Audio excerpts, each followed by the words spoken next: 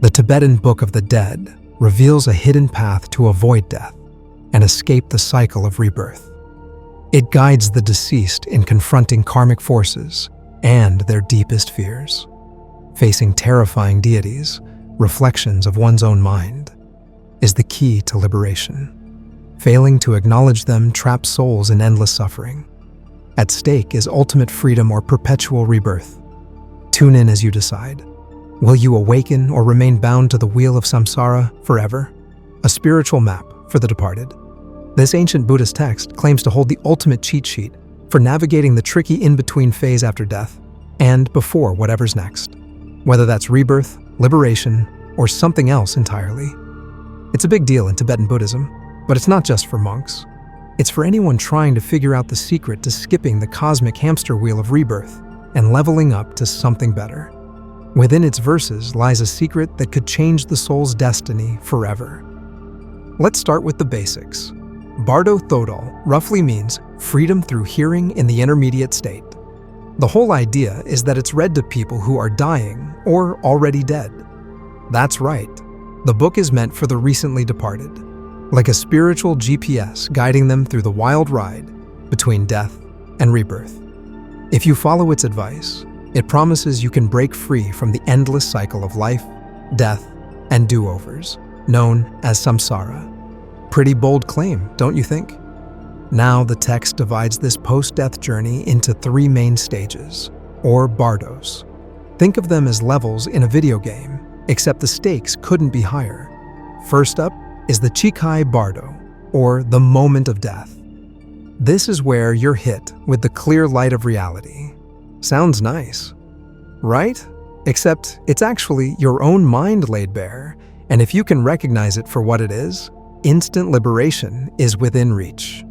But let's face it, most people panic, miss the chance, and move on to the next level. That brings us to the Chonyid Bardo, the Bardo of experiencing reality. Here, things get downright surreal. You're faced with all sorts of peaceful and terrifying deities, which, believe it or not, are just reflections of your own mind. It's like a psychological house of mirrors. If you can keep your composure and recognize these figures as projections of yourself, you're golden. If not, fear and confusion take over, and you're on to the next stage. The final level is the Sidpa Bardo, or the Bardo of rebirth. By this point, your consciousness is shopping for its next gig, drawn by your past karma and attachments. You'll start seeing visions of potential parents and environments, and what you're drawn to will determine your next life. The catch? If you don't make the right choices, you're back on the wheel of samsara, starting all over again. The big goal of this whole process is to break free from this endless cycle. The Bardo Thodol isn't just about dying, it's a guide to living in a way that sets you up for success when the time comes. Meditation, ethical living, and understanding your own mind are the keys to preparing for the big game. Think of it as training for a high-stakes tournament where the prize is ultimate freedom. Here's where things get even more fascinating. Some folks see this whole death process as a kind of quantum leap. Just like particles in physics jump from one energy level to another without a clear path in between, the Bardo Thodol describes death as a leap from one state of being to another. It's not the end, it's a transformation, a chance to level up if you've got the skills to handle it. Modern thinkers have their own spin on it. They've started comparing the Bardo Thodol's descriptions to psychological processes. Those deities, they're like symbolic versions of your own fears and desires. Facing them is like doing some intense inner work, the kind therapists might encourage, but on a cosmic scale.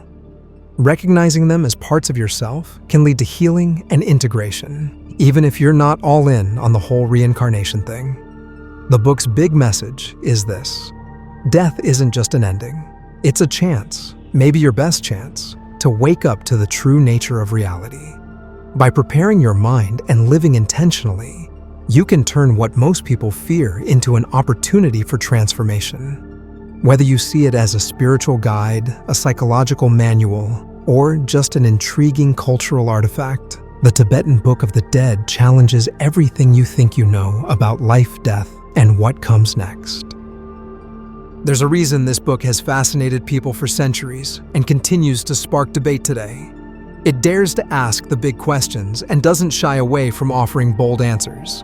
Sure, it's heavy stuff, but it's also a reminder that there's more to existence than meets the eye. Whether you believe in its teachings or not, it's hard to deny the pull of its mysteries. It's like a cosmic dare, challenging you to look deeper and ask yourself, what if there's more to death than just an ending? Now let's flesh this out even more. The Chikai Bardo, the stage of death itself, isn't as peaceful as it sounds. The light you encounter is described as blindingly intense, something that could easily overwhelm the unprepared. This is why the text stresses the importance of recognizing it as your own mind's true nature. Miss this opportunity, and you're on to the Chonyid Bardo, where things get progressively more intense. The peaceful and wrathful deities aren't just symbolic, they're meant to shake you awake. But most people don't recognize these figures for what they are, falling into fear and confusion instead. In the Sidpa Bardo, your consciousness clings to familiar patterns, pulled by karmic forces stronger than gravity. This is where you start seeing visions of future lives, and the choices you make here determine your next incarnation. The text emphasizes that this stage isn't just about avoiding bad outcomes. It's about breaking free entirely, escaping the endless loop of suffering and rebirth. Imagine being stuck in a movie you can't turn off, only to realize you're the director all along. That's the kind of awakening the Bardo Thodol aims for. The quantum leap idea has also caught the attention of scientists and spiritual seekers alike. It's a way of framing death as a transition, not a termination. The Tibetan view aligns surprisingly well with modern ideas about energy and transformation. Death, in this context, isn't the end of the line. It's a doorway to something fundamentally different. Whether you see this as reincarnation, a shift in consciousness, or something else, the Bardo Thodol makes a compelling case for preparing yourself now. After all, if you don't understand the nature of your own mind, how can you hope to navigate its wildest journey? The psychological angle adds another layer to this. The peaceful and wrathful deities can be interpreted as projections of your inner world, much like dreams or subconscious fears. Facing them isn't just about survival, it's about self-discovery. Modern therapy often involves confronting uncomfortable truths about ourselves, and the Bardo Thodol takes this to its ultimate conclusion. By recognizing these deities as parts of your own mind, you gain the power to overcome them, turning fear into liberation. The next step dives deeper, pushing the mind to face itself like never before. The text reveals that they too are pure manifestations of the mind. Their wrathful forms are just another reflection of the Bardo being's own nature. It's a test, a challenge to see through the terror and recognize that all of this is coming from within. If the Bardo being recognizes that the peaceful or wrathful deities are simply reflections of their own mind, they achieve something extraordinary, merging inseparably with the lights and forms of the deities, attaining Buddhahood. This is their second chance to break free from samsara, the constant loop of dying and starting over. But let's be real, it's no easy task. Fear, confusion, and doubt are often too overwhelming. And what happens if fear takes over? Liberation slips through their grasp. The peaceful deities transform into Mahakala, the protector of Dharma, and the wrathful deities morph into Yama Dharmaraja, the lord of Buddhist hells. Yama's presence is as vast as the sky, and he doesn't come quietly. Picture him holding a slate listing all past actions, giving commands of strike and kill, while performing gruesome acts like severing heads and ripping out organs. It's enough to make the Bardo being faint in terror, and when they awaken, the opportunity for liberation is gone. From here, the Bardo being enters the third stage, the Bardo of rebirth. This stage is where karma steps in to decide their next destination. The possibilities?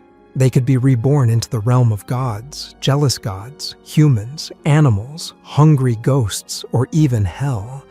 And the process of transformation begins with the appearance of womb entrances. The Bardo being feels a pull toward one, and upon entering, conception occurs. Just like that, the pattern continues, and they're reborn into a new life. But as this phase of rebirth unfolds in the East, the West took these profound teachings and reshaped them into something entirely its own. The concept of Bardo, with its vivid imagery and spiritual depth, found new life in Western interpretations and cultural reinventions. How the West reimagined Bardo. Let's take a step back and remember something important. The Tibetan Book of the Dead isn't just a philosophical text. It's a ritual guide meant to be read aloud to the dead. Its oral nature is key. Much of the text directly addresses the deceased with lines like, "O child of Buddha nature," offering encouragement and instructions for navigating the wild and often terrifying visions of the Bardo states. When you read this text with its oral purpose in mind, even the more horrifying parts, like Yama drinking brains, start to make sense. They're not meant to shock for the sake of shock. Instead, they serve to guide and prepare the spirit for the challenges of the Bardo. And about the name, the Tibetan Book of the Dead, it's a little misleading. It's not actually a standalone book, but a small section of a much larger text called Peaceful and Wrathful Deities, a natural liberation through recognition of enlightened intention. This context adds even more depth to a text already filled with wisdom, ritual, and cosmic imagery. The origins of the Tibetan Book of the Dead are steeped in legend and tradition, tracing back to the 8th century tantric master Padmasambhava, an important figure in Tibetan Buddhism. According to tradition, Padmasambhava foresaw that his teachings might one day be distorted or lost. To safeguard them, he devised a unique solution. He hid his teachings across the Tibetan landscape. These hidden treasures, called therma, meaning treasure, were concealed in caves, lakes, mountaintops, or even within the minds and hearts of future disciples, waiting to be discovered when the time was right. The people chosen to uncover these treasures are known as Tertons, treasure discoverers. It's believed that Tertons are reincarnations of Padmasambhava's closest disciples, handpicked by the master himself to rediscover and revive his teachings in later lifetimes. This tradition credits the Tibetan Book of the Dead as part of one such treasure.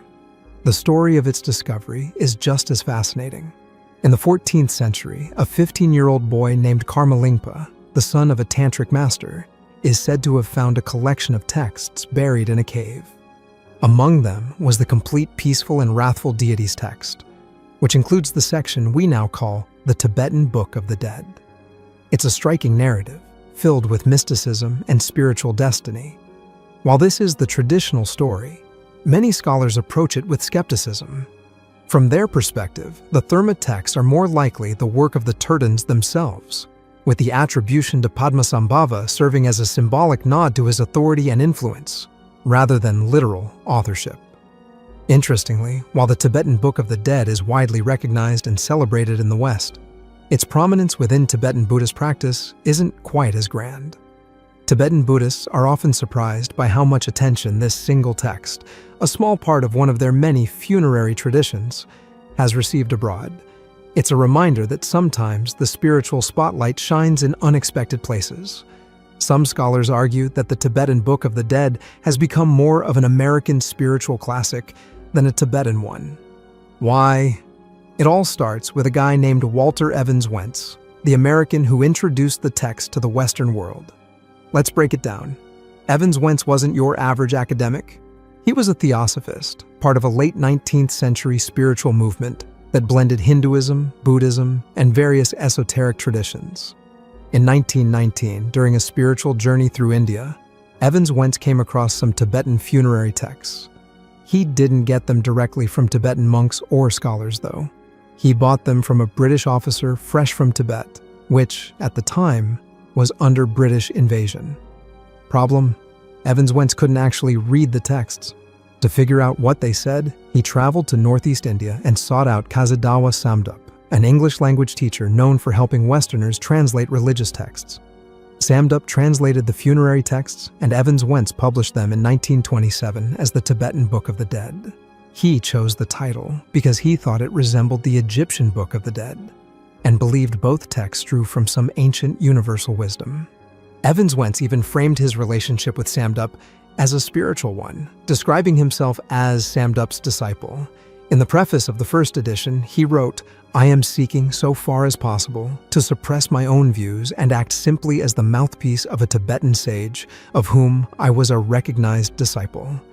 This may sound dramatic at first, but scholar Don Lopez has pointed out that this so-called guru-disciple bond is questionable. According to their surviving letters, the two had a brief professional relationship lasting only a couple of months, hardly the spiritual mentorship Evans Wentz made it out to be. Despite this, Evans Wentz's work propelled the Tibetan Book of the Dead into Western consciousness. Its appeal was fueled by two main factors: a romanticized view of Tibet as a mystical, otherworldly place, and a universal human fascination with death. The desire to understand what happens after we die, paired with a dose of Orientalist fascination, helped turn this text into a cornerstone of Western spirituality, even if its prominence in actual Tibetan Buddhist practice is relatively minor. The Tibetan Book of the Dead found massive popularity in the West, particularly in the United States, among people drawn to spiritualism, esotericism, and altered states of consciousness. Its appeal spanned decades, from the 1930s and 1940s right through the counterculture movements of the 1960s. Carl Jung, as we mentioned earlier, lent credibility by writing introductions for several editions. And in 1964, Timothy Leary, the infamous psychedelic researcher, took things further. Along with a few collaborators, he published The Psychedelic Experience, a guide to navigating trips on illicit substances, explicitly inspired by the Tibetan Book of the Dead. Beyond its influence on spirituality and psychedelics, the text left its mark on Western culture at large. Films like Jacob's Ladder and Enter the Void borrow heavily from its ideas and imagery, weaving its themes into storytelling that resonates with modern audiences. But claiming that the Tibetan Book of the Dead is more American than Tibetan can feel offensive when you consider its origins. After all, it's written in the Tibetan language, performed by Tibetan Buddhist lamas, and deeply rooted in Tibetan traditions. Yet, through figures like Walter Evans Wentz and his successors, the text was reshaped and rebranded for an American audience, transforming its cultural significance along the way. This is a classic example of religious globalization. Sacred ideas from one culture often take on a new life when they interact with another. As scholar Don Lopez aptly points out, there's an irony in the Tibetan Book of the Dead. It's not really a book, nor is it strictly about death. It's fundamentally about healing, whether that's the awakening of souls or the rediscovery of thermatexts. Evans Wentz's version isn't so much a direct transmission of Tibetan Buddhist practice as it is an American reimagining. By isolating a few chapters from a larger pattern of texts, giving them an evocative new title, and layering on his own interpretations, he created something that resonated powerfully with Western audiences. The result? A text that continues to bridge and blur the lines between two very different worlds. As Don Lopez points out, the text is fundamentally about Buddhist rebirth. Yet, for American audiences, it's often read as a psychological or even psychedelic guide. This transformation highlights more than just cultural reinterpretation. It's a lesson in how religious authority and sacred texts evolve as they move between contexts. Think about it. Many religious traditions establish authority by connecting their text to prominent figures.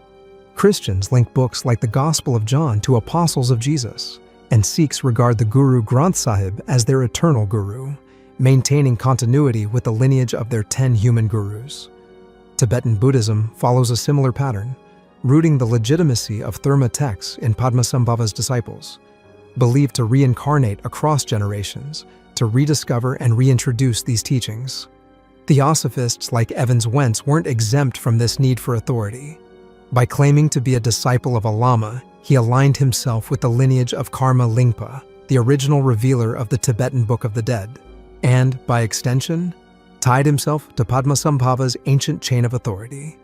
It's fascinating how this interplay of tradition, reinterpretation, and personal claims shaped the text's legacy in the West. This blending of ancient wisdom with modern reinterpretation didn't stop with scholars. It found its way into unexpected corners of culture. Like even the music scene was echoing the transformative ideas of the Tibetan Book of the Dead. Music meets Tibetan wisdom. The 1960s were more than just about music. They were about exploring deeper meanings and pushing boundaries. Rock musicians of the era weren't satisfied with just making hits. They wanted to tap into something spiritual and transformative. Many of them looked to the ancient wisdom of the East, and the Tibetan Book of the Dead became a massive influence. One artist who took its ideas and ran with them was none other than John Lennon. Paul McCartney once shared that the final track on Revolver, Tomorrow Never Knows, was entirely Lennon's vision. During this period, some illicit substances were making waves, and Lennon had gotten his hands on Timothy Leary's version of the Tibetan Book of the Dead. The ideas in the book fascinated him. Unlike the traditional British view of death as something dull and final, the text described death as a transformative journey.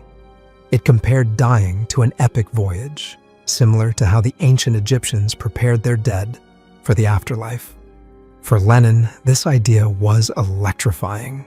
With those illicit substances opening his mind to new perspectives, the themes of the book resonated even more.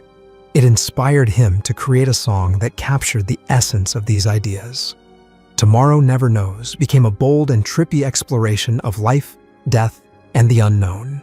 It was Lennon channeling the wisdom of an ancient text into something revolutionary. The book itself contains one of its most famous lines: "Whenever in doubt, turn off your mind, relax, float downstream." Sound familiar? That's because John Lennon borrowed it and transformed it into the lyrics of his first psychedelic anthem, Tomorrow Never Knows. But Lennon didn't want to go full philosopher without a little twist. He knew the best way to weave spirituality into music was to add a touch of playfulness. As he explained, "That's me in my Tibetan Book of the Dead period. I took one of Ringo's malapropisms as the title to sort of take the edge off the heavy philosophical lyrics." And just like that, a deep spiritual concept became part of a song that was as trippy as it was relatable. Now, let's talk about Leonard Cohen. For some reason, the idea of him playing tennis is oddly funny, but that's exactly what the monks at a Buddhist monastery had him doing. When Cohen retreated to the monastery, the monks noticed something right away. He was too serious. Their advice? Loosen up. They sent him to the tennis courts, insisting he needed to learn how to play, not just work. This experience left a lasting impression on Cohen, who embraced the lesson wholeheartedly. Long after he hung up his racket, he shared the mantra that stuck with him: lighten up. That's what enlightenment means, to lighten up.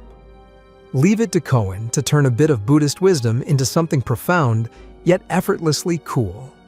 For Leonard Cohen, the idea of separating yourself from the grind was transformative. It became the foundation of much of his later work, which radiated the sense of peace he discovered through this liberated mindset. Feeling deeply grateful for the inspiration, Cohen decided to give back in a way that felt meaningful. He lent his iconic voice to narrate a 2-part documentary series on the Tibetan Book of the Dead. It was his way of honoring the lessons and the calm it had brought into his life. Moving on to Laurie Anderson, when she and her husband, Lou Reed, connected. They were both at a turning point, reevaluating their artistic journeys and how spiritualism fit into their lives. Their relationship wasn't just about art. It was built on shared values and a deeper understanding of life. Together, they came up with 3 simple rules to live by, something Anderson says became their guideposts. "I'm just going to tell you what they are because they come in really handy," Anderson once shared. "Because things happen so fast, it's always good to have a few, watchwords to fall back on. Practical, thoughtful, and profoundly grounded, just like their approach to life and art." Laurie Anderson and Lou Reed's 3 life rules are the kind of wisdom you want to scribble down and keep forever. They went like this. 1. Don't be afraid of anyone. Now, can you imagine living your life afraid of no one? 2. Get a really good bullshit detector. And 3. Be really, really tender. With those 3 things, you don't need anything else. Simple, powerful, and timeless. Anderson added her own perspective to this philosophy by absorbing the wisdom around her and creating her own rules. For her, part of that process was diving into the Tibetan Book of the Dead. The book left such an impression that she created an album inspired by its teachings, turning ancient ideas into a modern artistic expression. It's the perfect example of blending the spiritual with the creative. Now, let's fast forward to the 1990s. Spiritualism might have been overshadowed by the rise of beer-soaked grunge, but Radiohead kept the old-school artistic spirit alive. Thom Yorke was on a mission to explore transcendence through his music, and one of his standout tracks, I Might Be Wrong, tackled the idea of moving beyond the physical world. Yorke described the track as a snapshot of a crisis moment in his life. He shared, "I used to think there was nothing left at all." He recalled a surreal experience one night while living near a beach. As he stood outside and looked back at his empty house, he saw a figure walking around inside, even though he knew no one was there. That strange presence stuck with him, and he channeled it into the song. The result is a haunting yet deeply reflective piece that captures the search for meaning in the unknown. During a chaotic chapter in his life, Thom Yorke found solace by pulling away from the noise and seeking peace in solitude. He spent his time reconnecting with nature and observing the cycle of life and death. Reflecting on this period, Yorke shared, "I spent a lot of time watching things die, walking a lot in vast landscapes, watching the seasons change, ancient rocks, rotting carcasses, flowers blossoming, rivers gurgling." Alongside these meditative moments, he turned to the Tibetan Book of the Dead, letting its teachings guide his introspection and influence his music. Then there's Patty Waters, a name that may not ring as many bells, but played a pivotal role in shaping cultural history. Sometimes it's not the most famous figures who spark a movement. It's those with fresh ideas at just the right time, inspiring others to take those ideas and run with them. Patty Waters, a jazz singer with an unparalleled gift for raw emotion, was one of those people. Drawing inspiration from the Tibetan Book of the Dead, Waters embraced the concept of letting things flow naturally. She translated this idea into her music by creating an open, swirling sound filled with raw, wandering emotions. Her work was an experience, a maelstrom of feelings that left an indelible mark on the artists and movements that followed. Patty Waters' unbound, free-flowing style didn't just stay in her corner of jazz. It set off a chain reaction that directly influenced trailblazers like Yoko Ono and Diamanda Galás. These artists, in turn, left their own marks, inspiring the Beatles, George Harrison's solo work, and beyond. In a way, this domino effect mirrors the central message of the Tibetan Book of the Dead itself. The text emphasizes the power of thought and its lasting impact, famously stating, "Our past thinking has determined our present status, and our present thinking will determine our future status. For man is what man thinks." It's a cycle that flows through art, life, and spiritual understanding. Profound, continuous, and endlessly interconnected. This idea of interconnected cycles naturally leads us to one of life's biggest mysteries, the question that has haunted and fascinated humans for centuries. What happens when we die? What happens to us when we die? It's the ultimate question, the kind that's kept humanity up at night since we first stopped dragging our knuckles through the muck and started pondering the big stuff. Do we simply vanish into the void, ceasing to exist? Are we thrown back into the mix as fresh-faced babies, or maybe even animals, on some endless karmic loop of reincarnation? Or is there a white light waiting for us? The one we've heard about in near-death experiences on shows like Oprah or Larry King Live. The warm glow, the smiling faces of loved ones long gone. It's comforting, right? Then there's the classic Christian image. St. Peter standing at the pearly gates, clipboard in hand, checking if your reservation for eternity in the kingdom of heaven is confirmed. Why does the question of what happens when we die cling to us so tightly? In his book, How Plato and Pythagoras Can Save Your Life, Nicholas Kardaras explores the idea that humans are unique in their ability to ponder this, because we're the only species capable of mentally traveling through time. We can project ourselves into the future, and what do we inevitably find? Death. And that realization? It shakes us to the core. Some might say it scares the hell out of us, or maybe even scares the heaven and hell into us. Pulitzer Prize-winning author Ernest Becker tackled this existential terror in his groundbreaking work, The Denial of Death. Becker argued that everything we create, our art, our towering buildings, our religions, and even our drive to have children, is rooted in one primal urge: to deny our mortality. It's all a way to soothe the deep-seated anxiety, what psychologists call thanatos anxiety, that there might be nothing beyond this physical existence. The common wisdom says we'll never really know what happens after we die, because no one has ever come back to tell us. But that might not be entirely true. Beyond the near-death experiences, or NDEs we've heard about, documented by psychologists like Dr. Raymond Moody in Life After Life and Dr. Kenneth Ring in Mindsight, there's another phenomenon that challenges our assumptions. It involves children who, without the drama of an NDE or the influence of hypnotic regression, spontaneously recall vivid details of past lives. These cases are rigorously studied, well-documented, and leave us wondering, could these glimpses into past lives hold the answers we're searching for? When it comes to children recalling past lives, these stories aren't about extravagant claims of being Cleopatra or Napoleon. Instead, they're far more grounded, and, in many cases, eerily specific. These kids often recount memories of ordinary people who passed away relatively recently, sometimes just months or a few years before their birth. What's truly fascinating is the level of detail.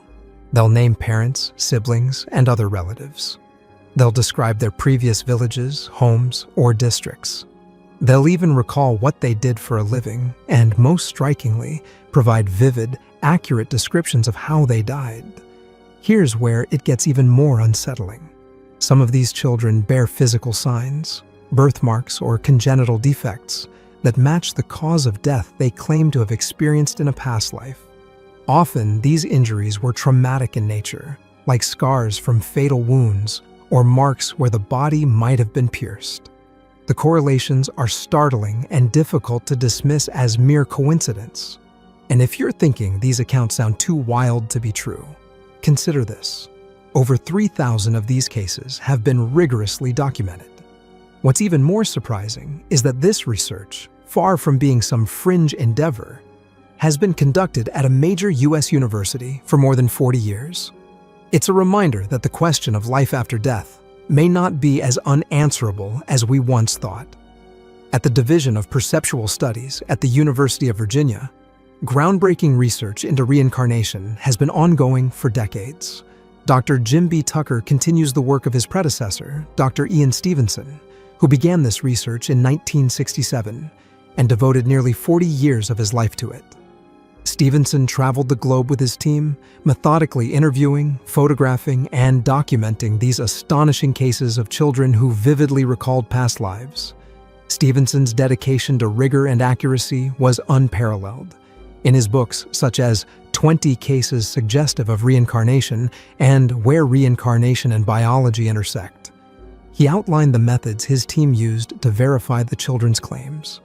They cross-checked details like names, places, occupations, and causes of death against official records and interviews with surviving family members of the deceased. If there was any evidence that a child might have been exposed to the details of the prior life through stories, media, or other sources, Stevenson rejected those cases as inconclusive. Only cases where no other explanation could account for the memories were accepted as being suggestive of reincarnation. This careful approach ensured that the research wasn't dismissed as speculation or wishful thinking. By setting such high standards for evidence, Stevenson and his team created a body of work that challenges conventional understanding and opens the door to fascinating possibilities about what might happen after death. Does this prove that there's life after death? That's for you to decide. What's more, there have been controlled double-blind experiments showing that intercessory prayer, praying for someone's healing from afar, can yield positive recovery outcomes. This has been observed in coronary and oncology patients, suggesting that something intangible may be at play. Then there's the fascinating work of Dr. William Tiller and his team at Stanford, who conducted repeatable experiments demonstrating that focused meditative thought could alter the properties of material objects. In one case, they showed that the pH level of water could be raised or lowered simply by concentrated intention. Skeptics might shrug and ask, so what? What does changing the pH of water have to do with life after death? It's a fair question, but here's the thing. If even a fraction of the research mentioned holds up under scrutiny, it takes a big hole in the dominant materialist paradigm system. The idea that everything in the universe operates solely through physical, mechanistic processes. This worldview precludes the possibility of metaphysical phenomena, such as thoughts influencing biology or consciousness surviving after death. But if the evidence for these outlier phenomena is valid, it forces us to question the completeness of that materialist view. A solid theory should account for all the data, not just the easy-to-explain parts. If the mechanistic model can't explain these phenomena, then it's likely incomplete, or even flawed. And that opens the door to alternative perspectives that can incorporate metaphysical realities, like the ones documented in this research. Theoretical physics already offers us glimpses of such possibilities. Quantum mechanics, string theory, and holographic theories of the universe suggest a reality that's far stranger and more complex than the materialist model allows.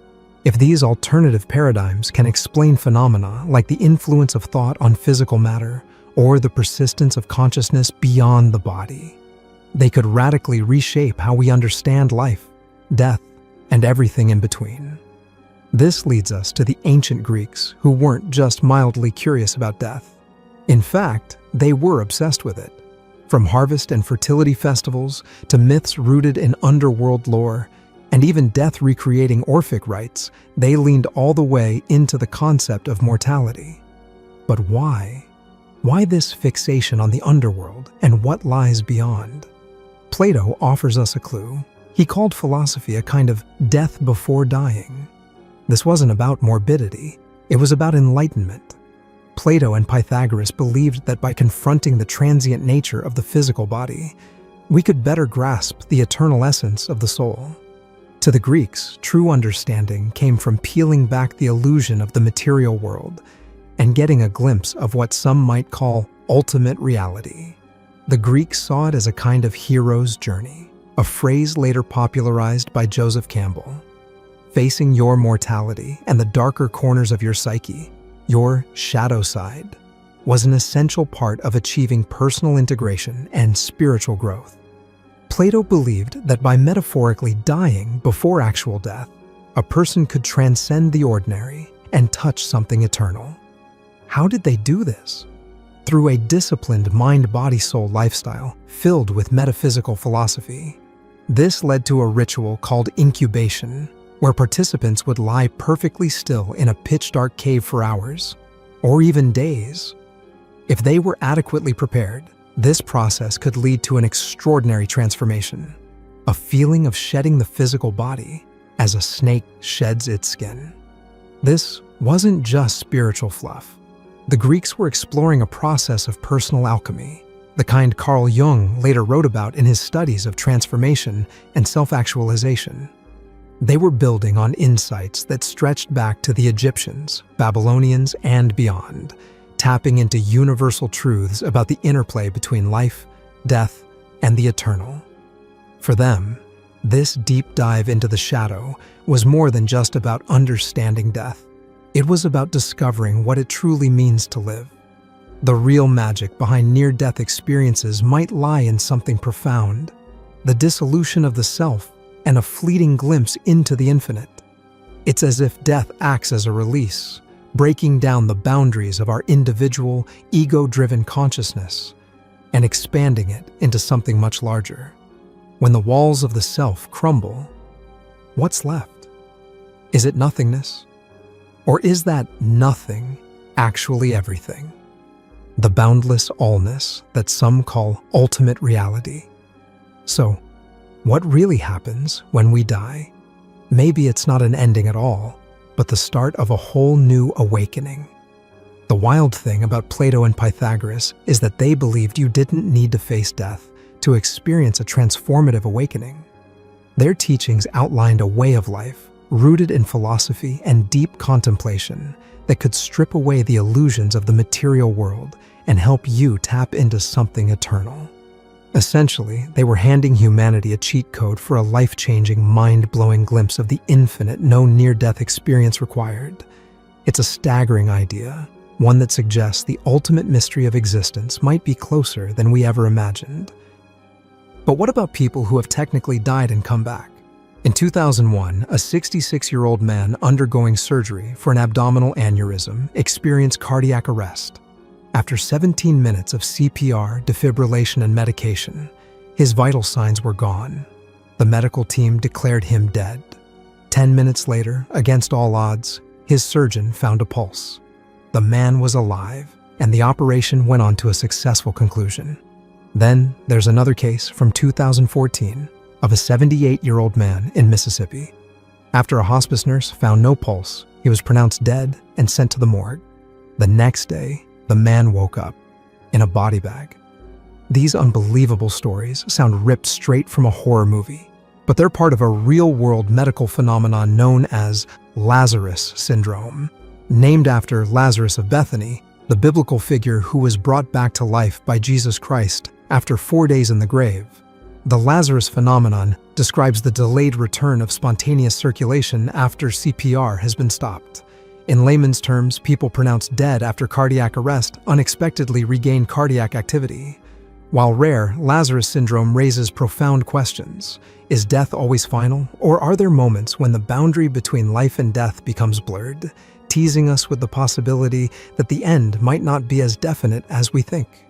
These cases might not explain the ultimate mystery, but they certainly add another fascinating angle to the age-old question of what happens after we die. But some researchers suggest that the Lazarus phenomenon might not be as mysterious as it seems. It could have a scientific explanation rooted in the resuscitation process itself. One idea points to a buildup of pressure in the chest caused by CPR. When CPR is stopped, the pressure may gradually release, allowing the heart to restart on its own. Another theory involves the delayed effects of medications like adrenaline, often used during resuscitation. As several scientists explain, drugs administered through a peripheral vein might not reach the heart effectively due to impaired blood flow during CPR. Once blood flow improves after stopping CPR, the delayed delivery of these drugs could trigger a return of circulation. Besides this, there's hyperkalemia, a condition where blood potassium levels are too high, which has also been linked to delayed return of spontaneous circulation. It's one more piece of the puzzle, suggesting a range of factors might contribute to these rare and dramatic cases. Now, the challenging part is that Lazarus syndrome is incredibly rare, and the small number of documented cases makes it difficult to pinpoint the exact mechanisms behind it. That leaves us with more questions than answers. But maybe we're asking the wrong question. Instead of focusing on what might bring a patient back to life, perhaps we should consider this possibility. Were they ever truly deceased? In these extraordinary moments, the line between life and death becomes blurry, leaving us to wonder whether our understanding of death is as solid as we've always believed. Do you think the Tibetan Book of the Dead holds answers to the mysteries of life and death? Let us know in the comment. If you enjoyed the video, don't forget to hit the like and subscribe button for more.